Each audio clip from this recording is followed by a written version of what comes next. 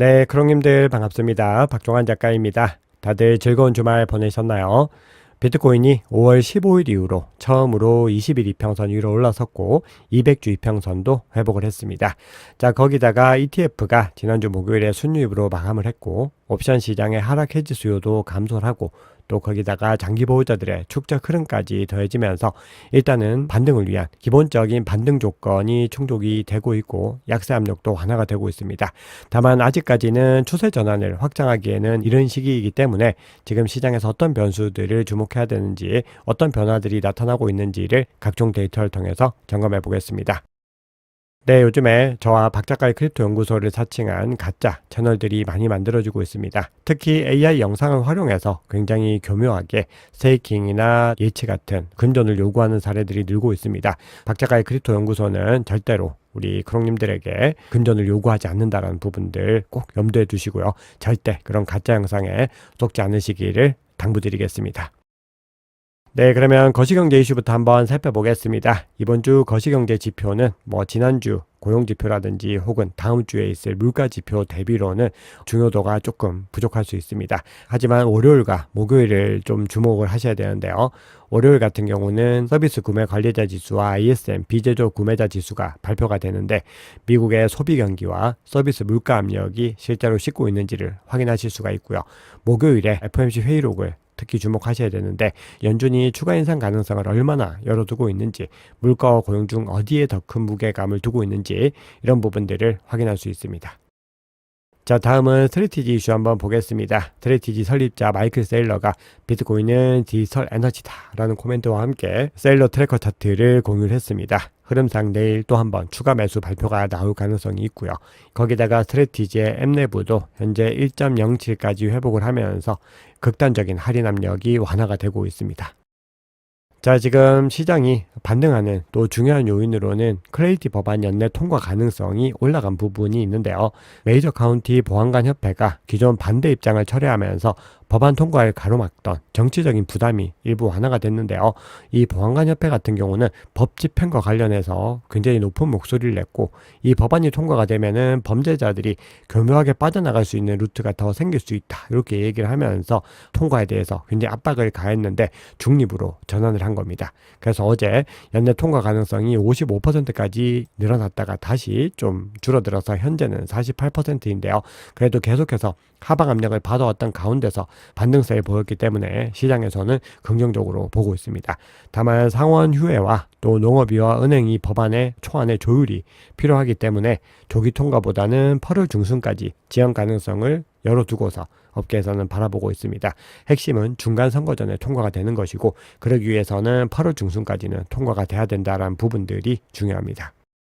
자, 다음으로는 ETF 흐름 한번 살펴보겠습니다. 비트코인 현물 ETF가 지난주 목요일에 순유입으로 전환을 했습니다. 매도 압력이 완화가 됐고 기관들의 수요가 조금씩 들어오는 움직임이 포착이 됐다는 점에서 일단 고무적인 움직임이다 이렇게 볼 수 있습니다. 네, 그러면 온체인 지표 통해서 시장의 상황 조금 더 깊이 있게 들여다보겠습니다. 자, 먼저 첫 번째로는 스위스 블록의 가격 모멘텀과 단기 보유자 비용 기준 지표인데요. 먼저 가격 모멘텀 지표 한번 살펴보시면은 극단적 약세 구간에서 조금씩 반등하려는 움직임을 보이고 있습니다. 다만 그동안에 강세 움직임이 포착이 됐던 것은 이 단기 보유자 비용 기준이 7일 이평선이 30일 이평선을 상방 돌파할 때였는데 아직까지 그런 모멘텀까지는 포착이 되지 않고 있습니다. 다만 7일 이평선이 가격을 상방 돌파하면서 뭔가 흐름이 조금씩 변화되는 양상들은 나타나고 있습니다. 자, 다음으로는 조금 더 중요한 지표라고 생각을 하는데요. 비트코인 옵션 시장에서 풋옵션 수요에 대한 부분들 한번 살펴볼 텐데 현재 하락 보험으로 볼 수 있는 풋옵션 수요가 빠르게 줄어들고 있는 것을 볼 수 있습니다. 그래서 한번 보시면은 3월에서 5월에는 하락 구간에서 굉장히 풋옵션이 많이 비싸지고 있는 것들을 볼 수 있습니다. 그만큼 수요가 많이 늘어났다라는 건데 지금은 그 흐름들이 즉 싸졌다, 저렴해졌다라는 걸 볼 수 있고 색깔이 빨간색에서 많이 옅어진 것을 볼 수 있죠. 그 얘기는 가격이 하락하는 국면에서 이 옵션 시장은 추가 하락보다는 안정화 가능성을 더 반영하기 시작했다라고 볼 수가 있는 겁니다. 그래서 상반 기대는 크게 훼손되지 않은 가운데서 숏 익스포저 수요가 줄어들고 있다는 부분들이 중요합니다. 그리고 앞서 보여드렸던 ETF 순유입 흐름과 함께 살펴봤을 때 일단은 약세장 후반부에서 비관론이 약해지고 있는 이런 초기 신호가 아닐까 이렇게 생각을 하고요. 자, 다음으로는 소셜미디어에서 또 관심도가 얼마나 늘어나고 있는지도 같은 맥락에서 한번 볼 텐데요. 암호화폐 관련 소셜미디어 언급량이 6월 말 감소 이후로 다시 크게 늘어나고 있는 것들을 확인할 수 있습니다. 시장 관심도와 투자자 심리가 회복되고 있다는 신호이기 때문에 전체적인 맥락으로는 투심이 조금씩 돌아오고 있는 것으로 해석할 수 있습니다. 자, 다음으로는 비트코인의 손실 공급량 지표 한번 살펴볼 텐데요. 현재 손실 공급량이 50%를 넘어섰다가 현재 49.8%로 거의 50% 수준을 유지하고 있습니다. 그만큼 전체 공급량의 거의 절반이 손실권에 들어와 있다는 것이고, 특히 지금 현재 전체 단기 보유자와 장기 보유자들의 공급 비중을 봤을 때 장기 보유자 비중이 80% 정도를 차지하는 만큼 장기 보유자들도 압박을 이제 서서히 받고 있는 구간이라고 볼 수 있는데, 그럼에도 매도보다는 꾸준한 축적을 선택을 하고 있습니다. 자, 온체인 지표 마지막으로 스테이블코인 공급량 한번 살펴보겠습니다. 현재 스테이블코인 공급량이 단기적으로 소폭 줄어들고 있는 모습들이 보이지만 사실 거시적인 흐름에서는 횡보에 가까운 움직임을 보이고 있습니다. 약세장이 진행되는 동안에도 계속해서 이 흐름을 지켜냈다는 것을 의미합니다. 즉 공급량이 감소하지 않고 이어졌다는 거죠. 하지만 2022년 한번 살펴봤을 때는 가격이 빠지는 구간에서 스테이블코인 공급량도 급격하게 빠지는 것을 확인할 수가 있었습니다. 즉 과거 대세 하락장과는 다른 양상으로 더 긍정적인 시그널들이 많이 유지가 되고 있다는 것을 의미합니다.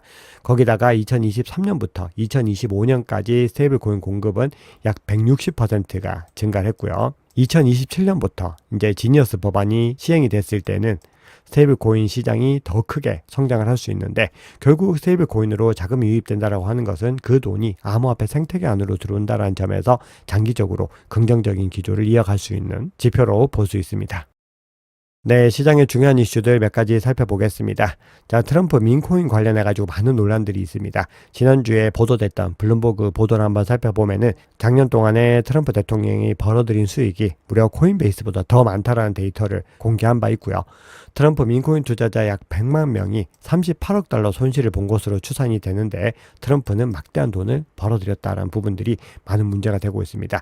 그래서 민주당을 중심으로 해서 주요 상원 의원들이 대통령과 의원들 그리고 배우자의 디지털 자산 발행과 후원을 금지해야 된다, 이렇게 주장을 하고 있습니다. 그리고 지금 클래리티 법안이 삐걱대는 이유도 이 트럼프 이슈가 많이 작용을 하고 있는 것을 볼 수가 있죠. 자, 전망 관련해서도 한번 살펴볼 텐데요. 팀 드레이퍼라고 친암호화폐 투자자입니다. 그런데 최근에 1000BTC를 매도했다라고 하는 의혹이 있었는데, 본인은 전혀 매도한 바가 없고 여전히 1년 내에 비트코인이 25만 달러까지 갈 것이다, 이 전망을 고수했습니다. 자, 그리고 비트코인이 지금 현재 일정 부분 반등을 하고 있지만 아직까지는 추세 전환을 했다라고 보기 이른 이유 중에서는 단기 보유자 실현 가격을 넘어서지 못한 부분들이 있는데, 그 구간을 넘어서기 위해서는 일단 7만 달러를 돌파해야 됩니다. 대략 71K 초중반대 정도에 위치를 하고 있기 때문에 그 구간을 회복을 해야 되고, 그리고 렉트 캐피털이라고 하는 이 암호화폐 시장의 또 유명한 분석가인데요. 2022년 약세장과 비교했을 때는 아직 바닥 형성까지 시간이 더 필요한 것 같다. 즉 시간 조정은 더 일어날 수 있다, 이렇게 언급을 하고 있습니다. 네, 그러면 바이낸스 CVD 지표와 코인베이스 프리미엄 지표 한번 살펴보겠습니다. 자, 먼저 바이낸스 CVD 상으로 60K의 가장 두텁게 매수벽이 형성이 되어 있고요.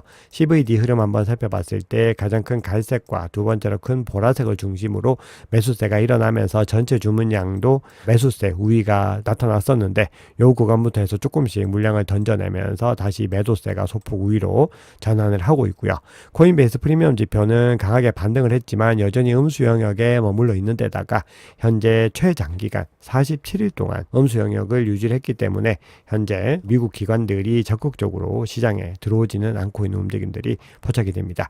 그래서 ETF가 더 강하게 순이익으로 전환을 하고 코인베이스 프리미엄 지표가 양전환한 이후에 반등세를 보여야지 기관 수요가 더 적극적으로 들어오고 있는 것을 확인할 수 있습니다.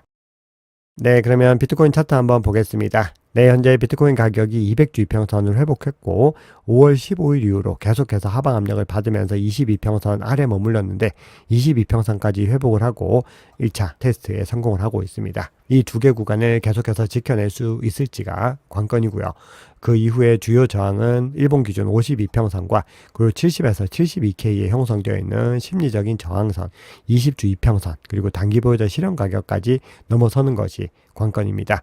현재 RSI는 50까지 진입을 했고 MACD 상으로 강세가 더 강화되고 있습니다. 일단 추세적으로 회복되는 시그널이 나타나고 있다는 의미입니다. 다만 아직까지는 추세전을 확인하기에는 좀 이른 구간이다라고 볼 수 있기 때문에 지금부터 해서 주요 포인트들을 말씀드렸던 구간들을 하나씩 점검해 나가시면 좋을 것 같습니다. 네, 오늘 준비한 얘기는 여기까지입니다. 여러분 오늘 영상이 도움이 되셨다면 구독, 좋아요, 댓글, 알림 설정 정중히 부탁드리겠습니다. 지금까지 박종환 작가였습니다. 감사합니다.